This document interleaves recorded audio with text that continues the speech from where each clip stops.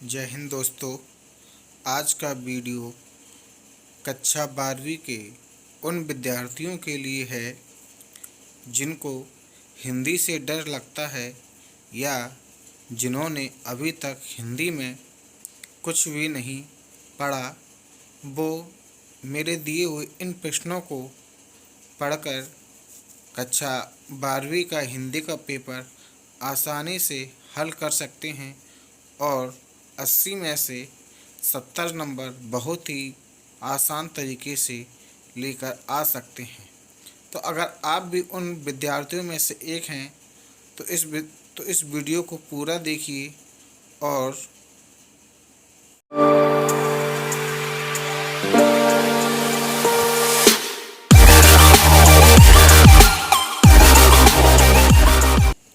तो चलिए दोस्तों स्टार्ट करते हैं।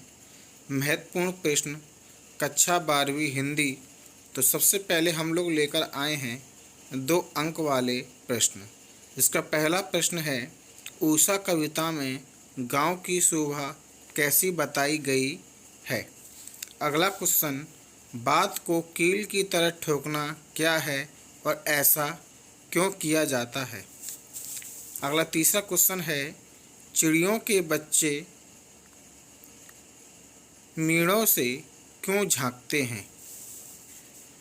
चौथा क्वेश्चन, निज उर के उद्गार से कवि का क्या तात्पर्य है। पांचवा, कवि को उद्गार और उपहार क्यों प्रिय हैं। अगला क्वेश्चन, बच्चन जी को संसार क्यों प्रिय है। क्वेश्चन नंबर 7वां आ रहा है, संसार की विषमताओं के बीच कवि कैसे जी रहे हैं। तो चलिए दोस्तों चलते चलिए प्रश्नों को आगे देखते चलिए कि तुलसीदास को हाय हाय करने की नौबत क्यों आई है। अगला, मन खाली ना हो तब आ जाता मन खाली ना हो तब आ जाना जाओ, जैनेंद्र कुमार ने ऐसा क्यों कहा। अगला क्वेश्चन है, बाजार जाते समय हमें किन किन बातों पर ध्यान रखना चाहिए। अगला प्रश्न आ रहा है, लुट्टन पहलवान ने ढोल को अपना गुरु क्यों कहा। अगला, पहलवान को ढोलक कहानी में गांव वालों को कौन कौन से संकट का सामना करना पड़ा। लुट्टन सिंह की कीर्ति दूर दूर तक कैसे फैल गई। क्वेश्चन नंबर 14 आ रहा है, शिरीष का फूल संस्कृत में कैसा माना जाता है। अगला 15 क्वेश्चन, शीत पुष्प किसे कहा जाता है और क्यों। अगला, भ्रातृता का क्या महत्व है। अगले क्वेश्चन हम पढ़ रहे हैं, जाति प्रथा समाज में केंद्रीय समस्याओं को जन्म देती है, समझाइए। बहुत अच्छा क्वेश्चन है, इस बार इसके आने के पूरे चांसेस हैं। इसके बाद एक क्वेश्चन और है, डॉक्टर अंबेडकर के मतानुसार दास्ता को परिभाषित कीजिए। क्वेश्चन नंबर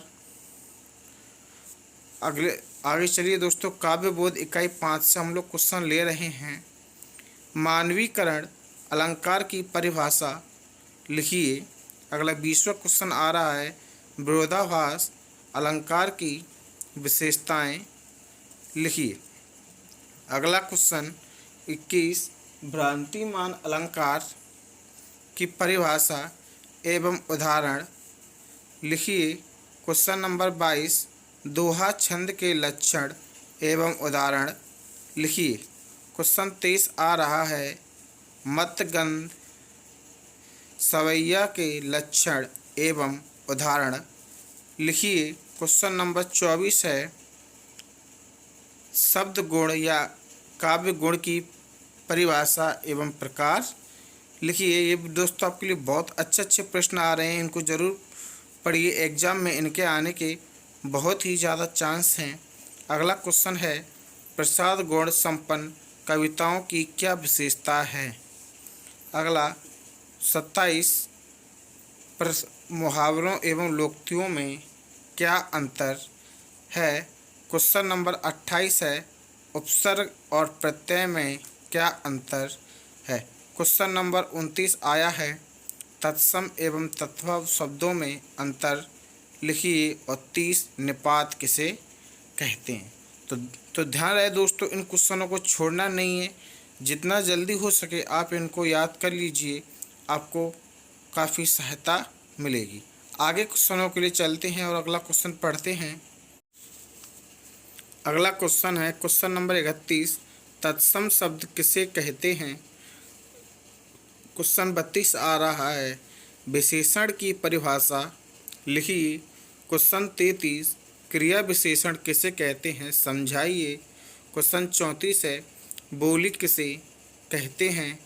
और 35 क्वेश्चन आ रहा है, मध्य प्रदेश में बोली जाने वाली बोलियों के नाम लिखिए। अगला क्वेश्चन आ रहा है 36, नाची तथा दारुण शब्दों के अर्थ लिखिए। तो दोस्तों आपके 2-2 नंबर के प्रश्न कंप्लीट हुए। अब हम आपको 3 अंक वाले प्रश्नों पर लेकर चलते हैं। 3-3 अंकों वाले प्रश्नों में आप लोगों को सबसे पहले कवियों के नाम वो कवियों के जीवन परिचय निम्न बिंदुओं के आधार पर देना है, जिनमें 2 रचनाएं, काव्यगत विशेषताएं और साहित्य में स्थान। अगर कवियों का नाम बोलें तो उसमें आप गोस्वामी तुलसीदास और हरिवंश राय बच्चन तथा रघुवीर सहाय, इन तीनों का जीवन परिचय इन बिंदुओं पर करो। 2 रचनाएं, काव्यगत विशेषताएं और साहित्य में स्थान।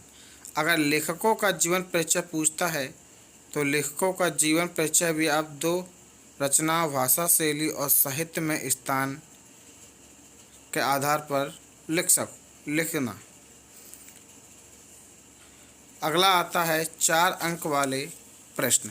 तो 4 अंक वाले प्रश्नों में सबसे पहले दोस्तों हमें पत्र लेखन देखना है। तो पत्र लेखन में आप लोग कर लेना, अंक सूची की द्वितीय प्रति मंगाने के लिए आवेदन पत्र या अपने विद्यालय के प्राचार्य को खेल सामग्री की व्यवस्था हेतु आवेदन पत्र, या तीसरा मित्र को प्रथम श्रेणी में पास होने पर बधाई संदेश और पिताजी को संबंध में विस्तृत जानकारी देने के लिए आवेदन पत्र।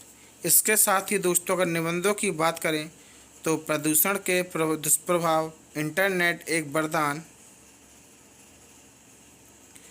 कोविड-19 और विज्ञान के बढ़ते चरण आप देख लेना।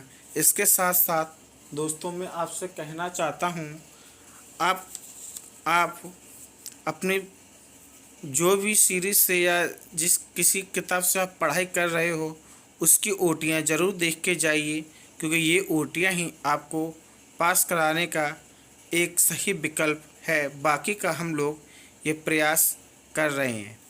और इसके साथ साथ अगर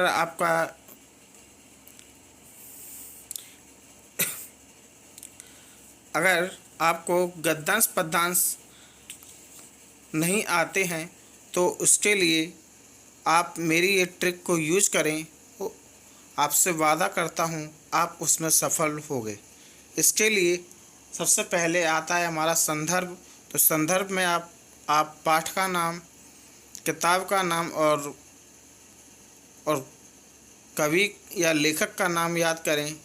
और संदर्भ में प्रसंग में आप लोग जो आपका उसमें दिया गया है, पद्य में या गद्य में जो भी दिया गया हो, आप उसका पूरा भावपूर्ण अर्थ बताएं और उसके बाद व्याख्या में आप जैसा जो समझ रहे हैं उसी को उसके आधार पर लिख दें।